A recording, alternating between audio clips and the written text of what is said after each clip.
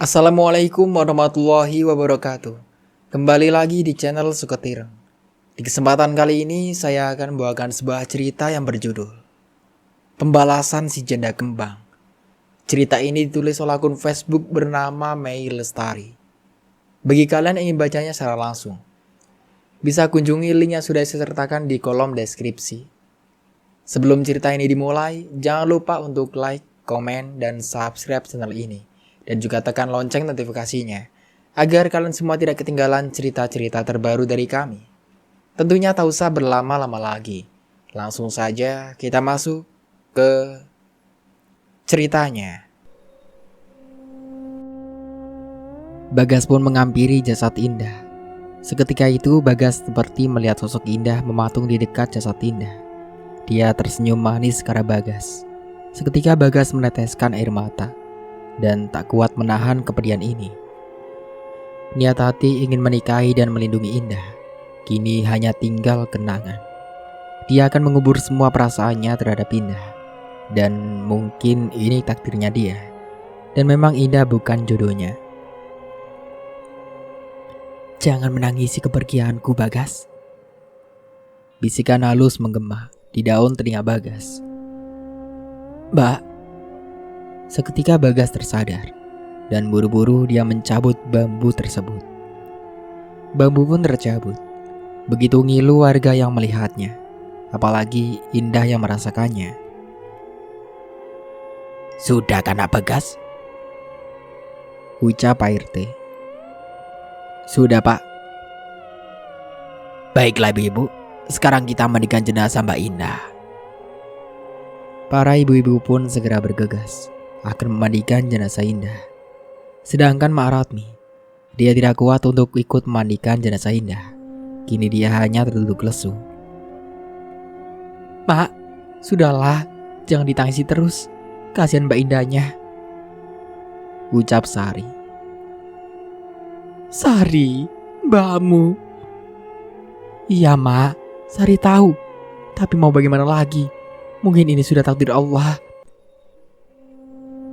"Assalamualaikum, Mak Ratmi, Sari, Bang Bagas," ucap seseorang dengan tergesa-gesa. "Waalaikumsalam, Tika." Ya, seseorang yang datang itu adalah Tika, sahabat Indah sejak kecil. "Mak, maafkan Tika. Tika baru datang. Tika gak nyangka, Mak, Indah akan pergi secepat ini. Padahal waktu itu kami masih bercanda," ucap Tika yang sudah mulai meneteskan air mata. "Tidak apa-apa, Nak Tika. Doakan saja. Semoga almarhumah tenang di sana." Dan kini Bagas menepuk pundak Sari. Seketika itu Sari meliriknya. "Apa, Bang?" ucap Sari. "Ikutin Abang." Sari pun mengikuti langkah Bagas sambil menggendong keponakannya, Bima. "Ada apa, Bang?" ucap Sari lagi. "Sari, apa kamu yakin mbakmu semalam pergi?" Iya, Bang. Gak tengah malam banget kok waktu itu." Sari menceritakan sebab penyebabnya Indah pergi waktu itu secara detail kepada Bagas. Bagas hanya menyimak saja sambil manggut-manggut saja. Pas waktu tengah malam itu Mbak Indah kembali, Bang. Tapi..." Sari seketika berhenti bicara. Dia mengingat kembali kejadian semalam, yang dimana Indah pulang dengan keadaan yang tidak biasa. "Tapi apa? Ceritakan saja semuanya sama Abang. Soalnya, maaf Sari, Abang merasa ada yang ganjal." Sari pun melirik ke arah Bagas, dan dia tersenyum lalu berkata, "Benar, Bang. Di sini tuh ada yang ganjal. Seperti malam itu Mbak Indah kembali, tetapi dengan keadaan yang sangat berbeda, Bang. Wajah pucat, mata hitam legam, rambut sedikit berantakan. Dan anehnya lagi, tubuhnya dingin, Bang. Dingin banget," ucap Sari. "Kecurigaanku benar. Kalau Mbak Indah mungkin dibunuh pas malam itu. Akan tetapi dia kembali seakan itu dirinya. Padahal arwahnya dia. Dan Abang yakin itu." Maksud abang, jadi yang semalam ke rumah itu bukan Mbak Indah. Tapi bagaimana bisa bang? Dia saja menyusui Bima bang. Itu memang mbakmu Sari. Tetapi dia bukan manusia lagi, sejenis arwah. Ya Allah mbak, kamu sudah tidak ada pun masih ingat sama anakmu.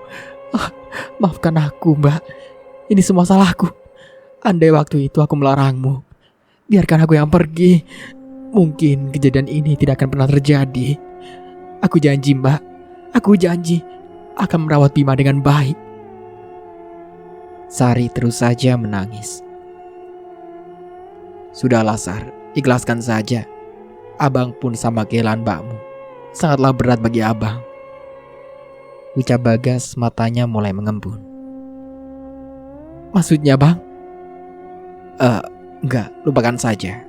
Sekarang kita sama-sama rawat Bima dengan baik ya. Mbak, aku tidak lupa dengan amanatmu itu. Dan aku berjanji akan melindungi Bima apapun yang terjadi. Dan satu lagi mbak, aku sangat menyayangimu. Meskipun aku harus memendam perasaanku bertahun-tahun. Dan kini harus berakhir dengan menguburnya dalam-dalam. Singkat cerita, kini jenazah Indah sudah dimandikan, disolatkan juga, dan kini tinggal dimakamkan. Dan disinilah Indah ditempatkan di pembaringan terakhirnya, di dekat makam sang suami. Akan tetapi, tiba-tiba Juragan Satrio datang. Tunggu, ada apa ini? Maratmi, Bagas, Sari juga Tika kini menoleh ke sumber suara itu.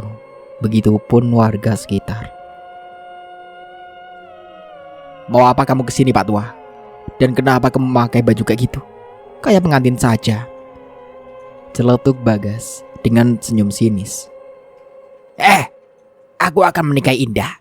Di mana dia sekarang? Apa kau gila? Lihatlah, apa kamu tidak bisa lihat? Kami sedang berduka.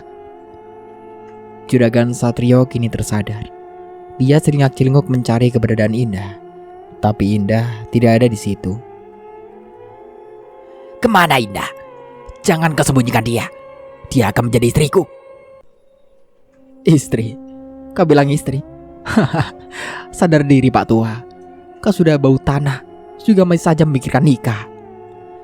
Aku saja yang masih gagah dan tampan belum juga nikah. Sekalinya pengen nikah, malah perempuannya pergi. Batin Bagas. Anak muda, diam kau. Jaga bicaramu, atau kau akan tahu akibatnya. Jangan halangi jalan kami Satrio. Tolong, karena saya harus pergi memakamkan Indah. Nenek tua, diam kau. Apa? Barusan memakamkan Indah? Jadi, di dalam keranda itu Indah? Iya, jangan pernah kembali. Dan ini semua gara-gara kamu. Apa maksudmu anak muda? Kalau kau tak memfitnah mbakku, dia tidak akan mati terbunuh. Seketika Juragan Satrio mematung. Dia tidak percaya apa yang dilihatnya. Apa? Jadi ini dirimu Dah? Kenapa? Kenapa kamu tinggalkan aku? Sial. Siapa yang sudah membuat dia meninggal? Batin Juragan Satrio. Awas, ucap Bagas sambil sedikit mendorong tubuh Juragan Satrio. Kurang ajar. Lihat saja nanti, ucap Juragan Satrio. Sedangkan warga kini kembali memakamkan jenazah Indah yang sempat tertunda. Singkat cerita, kini Indah telah dimakamkan. Warga pun berhamburan pergi meninggalkan pemakaman. Mak, kami turut berduka cita, ucap Pak RT. Terima kasih Pak RT sudah mau membantu kami. Iya, sama-sama. Itu sudah kewajiban saya, Mak. Dan kalau begitu saya permisi dulu ya. Mari semuanya. Pak RT pergi. Kini tinggallah Mak Ratmi, Sari, Bagas dan juga Tika. Indah, kenapa kamu tinggalkan aku? Kamu tega sama aku, Indah. Mereka kini berlalu dalam pikiran masing-masing. Dan tanpa mereka sadari, sosok Indah berada di dekatnya. Kalian, aku sangat menyayangi kalian. Kini aku kembali dalam wujud yang berbeda. Dan aku akan membalaskan dendamku terhadap mereka satu persatu. Malam telah tiba. Keheningan mulai terasa, di mana semua penghuni sudah terlelap tidur. Hembusan angin yang begitu kencang membuat semua benda dan pepohonan besar ikut bergerak ke sana kemari. Di balik gorden, disinilah Sari sedang melamun. Sari setelah menidurkan Bima, dia tidak bisa tidur. Akhirnya dia mencari angin dengan membuka gorden jendela dan berdiri mematung ke arah jalanan yang sudah sunyi sepi. Mbak, Sri rindu. Andai Mbak masih ada, tidak ada yang membuat Sari tersenyum. Mbak, semoga dirimu tenang di sana. Andai Mbak ada di sini, aku sangat bahagia, Mbak. Meskipun kita sudah beda alam. Gumam Sari. Angin semakin kencang, membuat Sari sedikit kedinginan. Dan Sari melihat samar-samar sosok bayangan putih sedang mematung, melihat ke arahnya dirinya. Siapa itu? Apa itu Mbak Indah? Ucap Sari sambil keheranan. Sosok tersebut menghampiri dalam wujud yang seperti biasa. Rambut panjang terurai, wajah pucat dan memakai baju putih, melayang menghampiri Sari. Jantung Sari berdebar kencang. Dia takut. Akan tetapi perasaan takutnya dia tepis. Siapa kamu? Tolong jangan ganggu aku. Sari. Lirih sosok itu. Sari mengerjapkan matanya beberapa kali. Mbak, apakah itu Mbak Indah? Apakah kamu beneran mbakku? Ucap Sari. Iya Sar, ini Mbak. Maafkan Mbak. Tolong jaga Bima. Mbak, aku rindu Mbak. Kenapa Mbak tinggalin Sari? Kenapa Mbak tinggalin Emak dan juga Bima? Maafkan Mbak Sar. Ini bukan kemauan Mbak. Siapa yang telah membuat Mbak seperti ini? Sudahlah, biarkan Mbak yang balas semua ini. Kau cukup jaga Bima dan Emak ya. Mbak, jangan pergi. Mbak gak pergi Sari. Tapi dunia kita sudah berbeda. Siapa yang ingin meninggalkan orang yang disayang? Gak ada. Seketika itu, Indah menelusup masuk di balik jendela dan menghampiri Bima yang sedang tertidur pulas. Anakku, maafkan ibu nak. Ibu tidak bisa lagi menjagamu. Di saat usiamu masih terbilang kecil, kau sudah menjadi yatim piatu. Sungguh malang dirimu nak. Tumbuhlah menjadi anak soleh, menjadi anak yang kuat. Setelah genggaman ibu tidak lagi bisa menggapaimu, kau harus menjadi anak yang hebat. Ibu menyayangimu nak. Sari yang mendengar itu langsung menangis. Mbak. Indah yang mendengar tangisan Sari langsung menghampiri Sari. Jangan menangis ya. Ucap Indah lalu tersenyum. Mbak. Indah yang tadinya mau pergi kini melirik kembali ke arah Sari. Mbak sudah jadi hantu saja masih tetap cantik. Celetuk Sari. Ini bukan wajah Mbak sebenarnya. Ucap Indah sambil berbisik, lalu melayang jauh. Ngeri juga ternyata. Batin Sari. Di gubuk kecil yang sederhana, seseorang tengah tertidur pulas. Angin semakin kencang. Seketika gorden terempas ke sana kemari. Hembusan angin yang semakin kencang. Seseorang yang tengah tertidur pun tersontak kaget. Dia adalah Ki Sugeng. Sialan. Ternyata hanya jendela dan kaca yang pecah. Seperti suara air yang menetes. Dan Ki Sugeng penasaran, ia celingak-celinguk. Dan tiba-tiba, dasar setan laknat, ucapnya penuh geram. Kenapa? Apa kau kaget? Siapa kau? Kini Indah dengan wujud yang menyeramkan, dengan wajah yang hancur, dan bambu yang masih tertusuk di perutnya, dan penuh sayatan dalam tubuhnya, membuat darah segar mengalir membasahi kain putihnya. Apa kau lupa? Bukankah kau yang membunuhku? Aku tak membunuhmu, setan sialan. Ya, kau memang tak membunuhku. Akan tetapi, kau menyuruh iblis sialan itu untuk membunuhku. Jadi kau yang bernama Indah. Ternyata kau tak lupa kakek tua. Dan sekarang aku akan membalaskan dendamku. Terimalah pembalasanku. Tidak, jangan, aku mohon. Bukankah kau seorang dukun terkenal dengan ilmu hitamnya? Kenapa kau tak menggunakannya? Aku tidak bisa. Kau sepertinya terlalu kuat buat aku musnahkan. Padahal aku sendiri hanya orang biasa. Tapi kau benar. Aku menjadi kuat karena aku punya tekad untuk membalaskan dendamku. Sekarang kau terima ini. Kini Indah mencabut bambu runcing yang tertusuk di perutnya dan seketika melemparkan tepat ke perut Ki Sugeng. Dan tak hanya itu, kepala Ki Sugeng juga ikut ditusuk. Seketika itu Ki Sugeng menghembuskan nafas terakhirnya.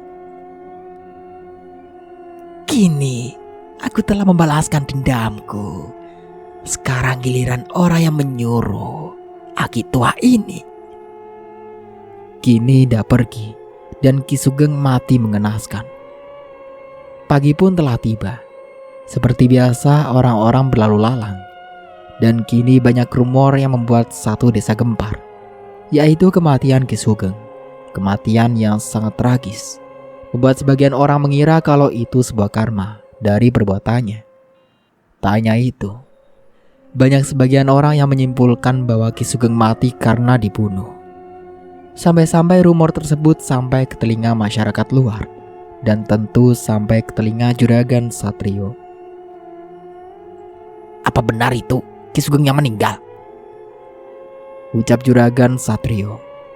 Kini mereka, Juragan Satrio beserta ketiga istrinya sedang sarapan pagi. Benar Mas, dan itu ada salah satu warga yang melihat ke rumah Ki Sugeng sendiri. Ucap Rima, istri ketiga Juragan Satrio. Rani yang mendengar itu membuat dia panas dingin.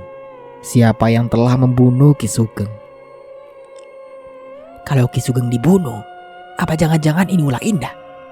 Terus, kalau memang benar, kini giliranku. Tidak, aku tidak mau mati konyol. Batin Reni. Kau kenapa Reni?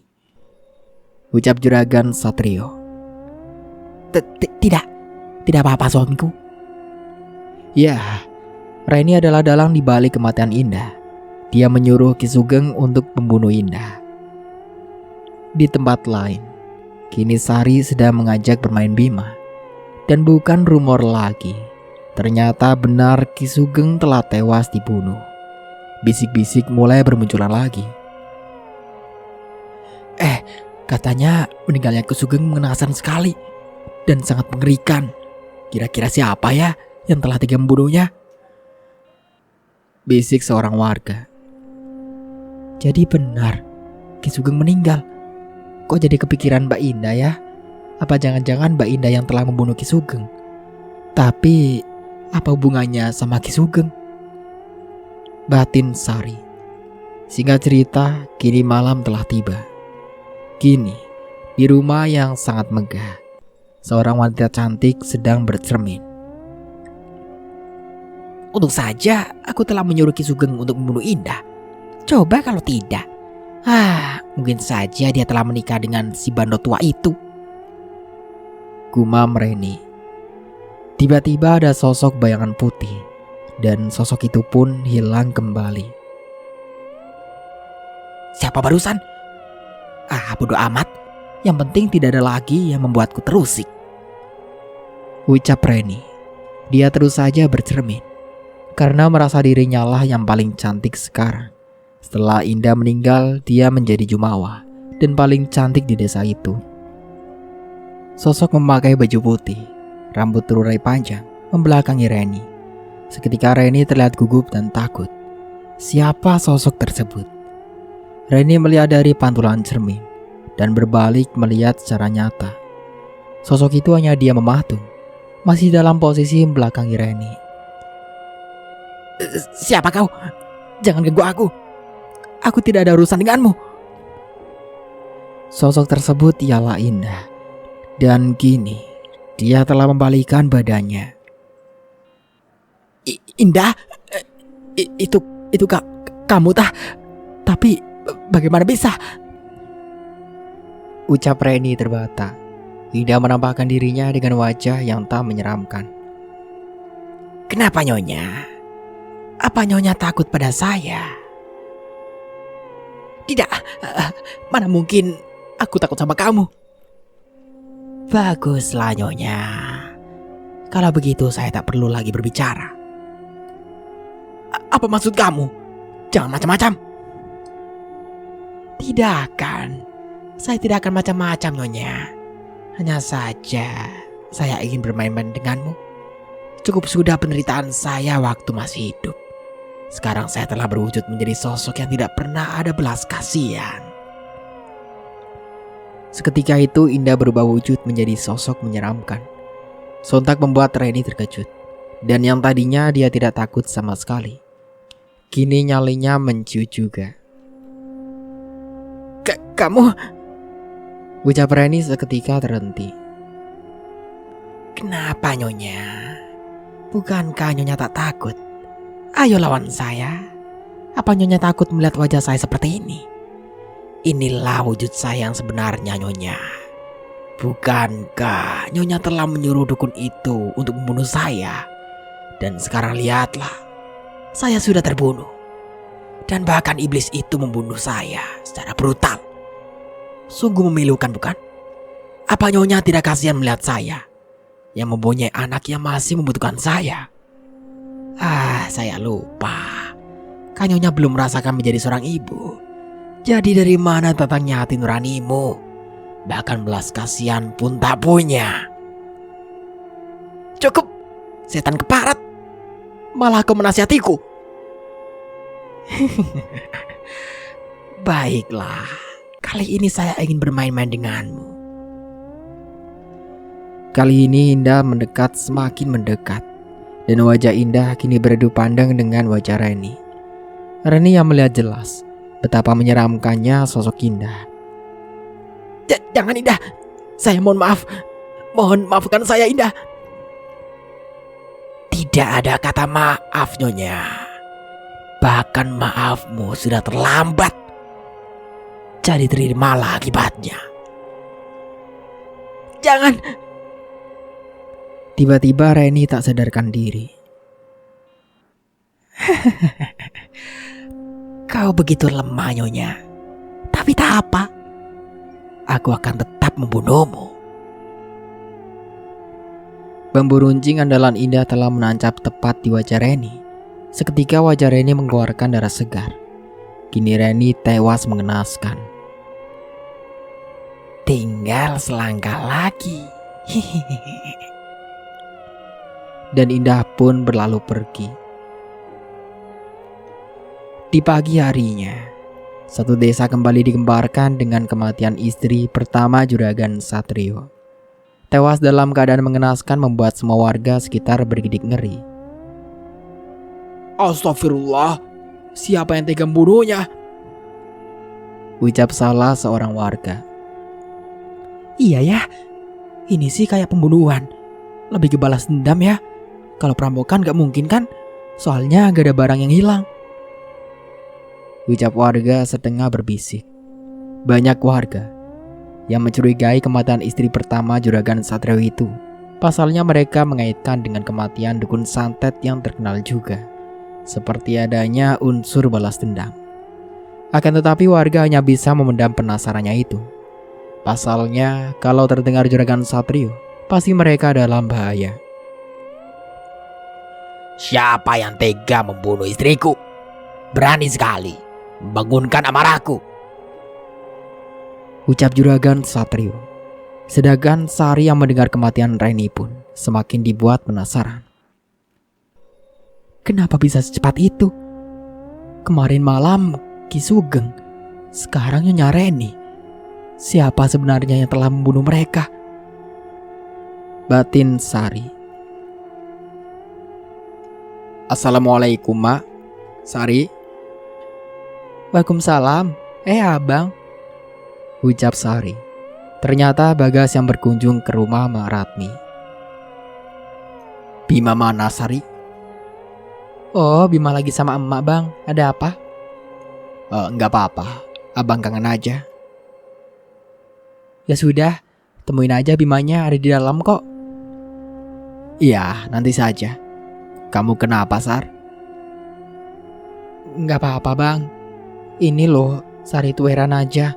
Abang tahu kan, malam kemarin Ki Sugeng tewas mengenaskan. Dan sekarang istri pertamanya Juragan Satrio juga sama, Bang. Kok Sari jadi kepikiran Mbak ya?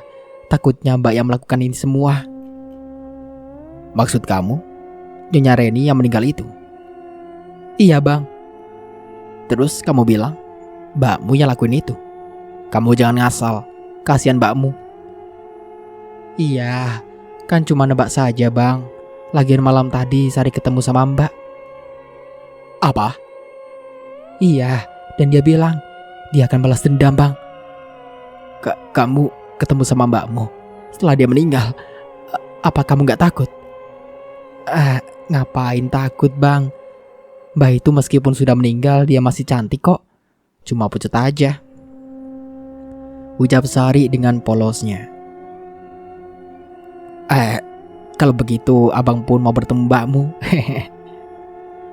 Tanpa mereka sadari, ada seseorang yang mendengar pembicaraan mereka berdua. Aku harus kasih tahu ini semua, ucap seorang itu. Ada nak Bagas, ucap Mak Ratmi sambil menggendong Bima. Emak, sini Mak, Bimanya, biar Bagas yang gendong. Mak Ratmi pun duduk di sebelah Sari. Andai mbak kalian masih ada, ucap Mak Ratmi. Sari dan Bagas sama-sama saling melirik. Mak jangan seperti itu. Ikhlaskan Mbak Indah, Mak. Iya, Mak ikhlas kok. Tapi apa kalian tahu, mbakmu dan abangmu itu meninggal yang tak wajar.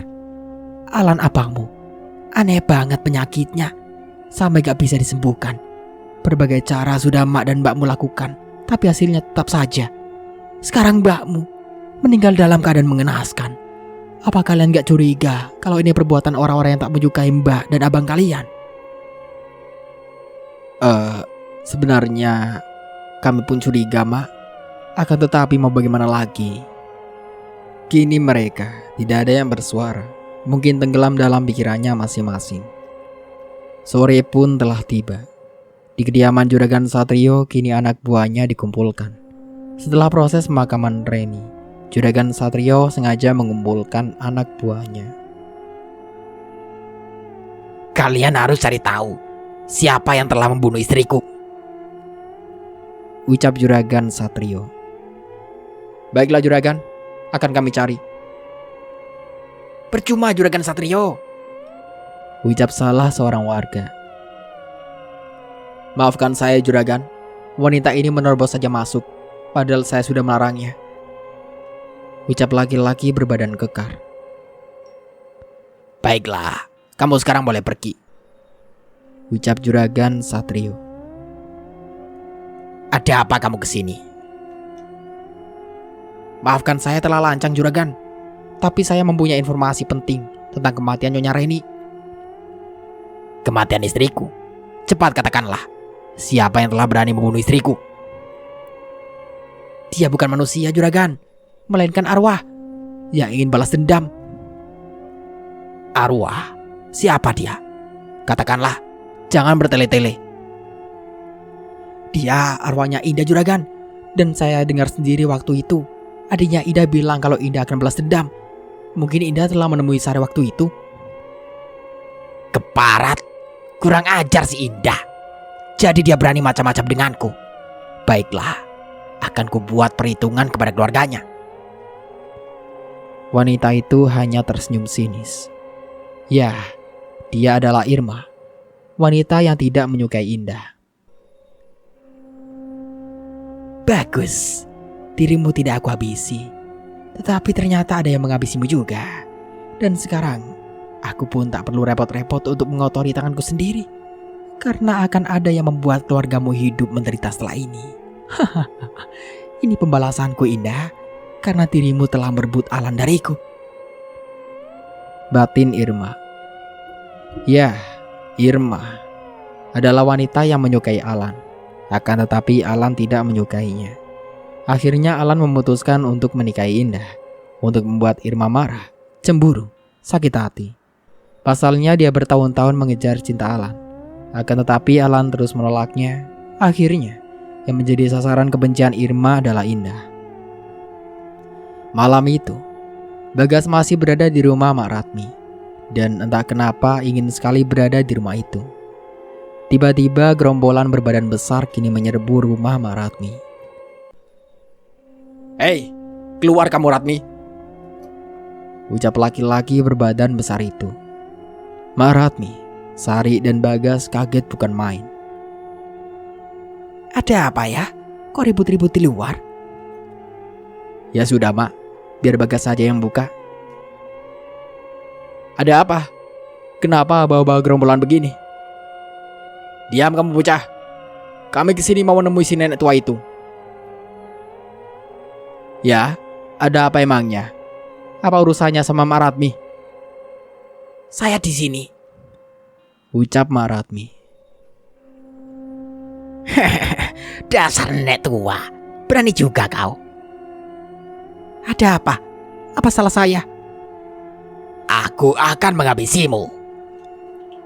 Suara bariton seorang dengan lantangnya. Juragan? Kenapa Ratmi? Kau takut? Aku akan menghabisi kalian semua karena Indah telah membunuh istriku. Jangan fitnah kamu. Mbak Indah gak mungkin seperti itu, ucap Sari. Kau jangan cari masalah Pak Tua, atau aku akan kuhabisi duluan. Kau berani melawanku? Oh, atau kau telah bosan hidup? Sekarang kalian bawa mereka semua, termasuk anak si Indah. Bunuh mereka semua. Astagfirullah, tidak. Kami mohon juragan. Tanpa aba-aba lagi, Bagas mengadang juragan Satrio. Keparat kau bocah. Ucap juragan Satrio. Aku akan lebih menyakitimu juragan kalau kau berani menyentuh mereka. Tanpa basa-basi lagi, Bagas mengadang juragan Satrio kembali. Akan tetapi seseorang telah menancapkan pisau ke punggung Bagas. Bagas merintih kesakitan. Bang Bagas. Sari menghampiri Bagas yang terhuyung ke tanah. Itu tak seberapa. Sepertinya kau ingin mati bocah tengil. Kini tangisan dari Bima membuat juragan Satrio sekilas menoleh ke arah Bima. Sepertinya aku harus bermain-main dengan bayi itu. Jangan juragan, saya mohon. Juragan, kalau juragan mau bunuh saya, bunuhlah saya juragan. Jangan kau sakiti cucu-cucuku. Dia tidak tahu apa-apa, ucap Mak Ratmi dengan bersimpuh. Kini warga setempat melihat kerusuhan yang terjadi. Tidak ada yang berani melerai. Pasalnya yang dihadapi mereka bukanlah tandingannya, termasuk Irma yang dari tadi melihat dengan sangat puas. Rasakan itu. batin Irma. Baiklah, saya akan bunuh kamu. Anggap saja ini sebagai gantinya. Aku membunuh Indah, ucap Juragan Satrio. Sementara itu, Mak Ratmi telah tertunduk lesu. Mungkin bagi dirinya inilah saat-saat terakhir untuk bernafas. Sari, bawa Bima pergi dari sini, nak. Enggak, Mak. Sari gak mungkin ninggalin emak. Sementara itu, Bagas pun sedang meringis kesakitan. Akan tetapi dia ditahan karena situasi yang cukup mencekam. Dia harus menolong Mak Ratmi. Juragan, saya mohon, jangan lakukan ini kepada nenek saya. Alah, minggir kamu berdebah. Seketika itu, Juragan Satrio akan mengunduskan senjata tajamnya ke arah Mak Ratmi. Akan tetapi, tiba-tiba, angin berembus sangat kencang. Dan tanpa disadari sosok wanita berbaju putih, berambut panjang, tengah membelakangi mereka. Siapa kau? Ucap Juragan Satrio. Sosok itu yang tak lain adalah Indah. Indah pun berbalik. Dan seketika mereka semua terkejut. Pasalnya, Indah tidak menampakkan dirinya dengan wajah seramnya itu. Indah? Ya, Juragan Satrio, saya Indah. Kenapa? Apa kau takut kepada aku? Mana mungkin aku takut padamu. Kau hanya setan yang terkutuk. Baguslah, kau tak takut padaku. Berarti kau juga ingin menjemput kematianmu. Apa maksudmu, ah? Tak perlu ku perjelas. Siapapun yang menyakitiku dan melukai keluargaku, dia akan kubunuh. Alah, banyak omong kamu setan.